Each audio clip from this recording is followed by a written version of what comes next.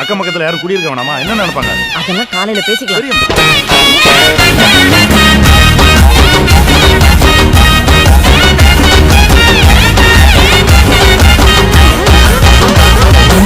எருமைக்கு கூட blue cross இருக்கு, எனக்காக யோசிக்க உயிராயிருக்கு.